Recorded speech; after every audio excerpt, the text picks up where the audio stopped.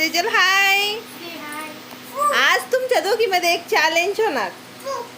कोण जास्त हसत. लाफ्टिंग चॅलेंज.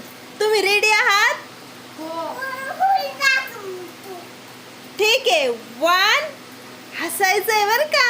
1 जे जास्त वेळ हसेल त्याच्यासाठी गिफ्ट. 1 2 3 स्टार्ट.